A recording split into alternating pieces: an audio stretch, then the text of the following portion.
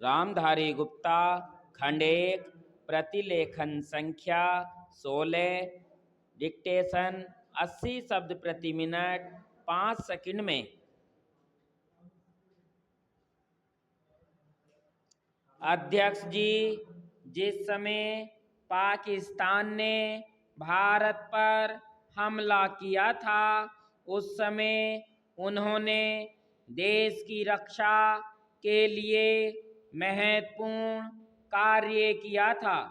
इसके साथ ही मैं मंत्री महोदय को यह भी स्मरण दिलाना चाहता हूं कि शायद उन्होंने इस पर ध्यान नहीं दिया कि इस बार जो राष्ट्रीय पुरस्कार मिले हैं उनमें रेलवे प्रशासन को केवल 2 ही प्राप्त हुए हैं, जबकि मैं ऐसा मानता हूं कि हमारी सेना के बाद अगर किसी ने युद्ध काल में सराहनीय कार्य किया है तो वह रेलवे प्रशासन अथवा रेलवे कर्मचारी और अधिकारी हैं। इसलिए उनके मनोबल को बनाए रखने के लिए और उनको प्रोत्साहित करने के लिए रेल मंत्री को इस बात पर भी ध्यान रखना चाहिए और इसका प्रयास करना चाहिए कि जो भी इस तरह के प्रोत्साहन मिले उनमें रेलवे का विशेष ध्यान रखा जाए। रेल मंत्री महोदय ने अपने वक्तव्य में भी रेलवे कर्मचारियों की प्रशंसा की है या उनको प्रोत्साहन दिलाया है, लेकिन यह प्रोत्साहन शांति काल में भी बना रहना चाहिए।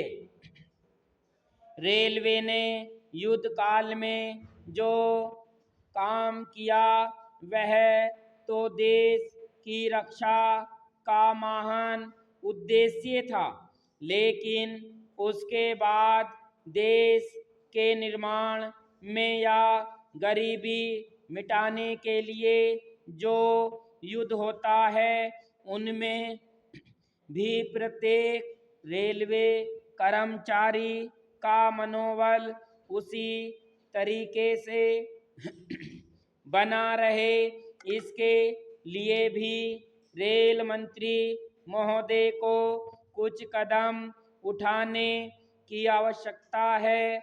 मैं ऐसा मानता हूं कि वह किसी भी तरीके से करे, उनका तरीका कुछ भी हो, लेकिन उनको यह करना चाहिए कि जितने भी रेलवे कर्मचारी हैं, जो भी रेलवे को मुनाफा हो उसमें वह साझीदार हो, चाहे आप उनको बोनस के रूप में कुछ दें, चाहे किसी और तरीके से दें, लेकिन हर वर्ग के रेलवे कर्मचारी को महसूस होना चाहिए कि यदि वह देश के निर्माण के संबंध में ठीक तरह से काम करेगा तो उसको पुरस्कार के रूप में या वेतन के अंश के रूप में अपने वेतन के अलावा पैसा मिलेगा।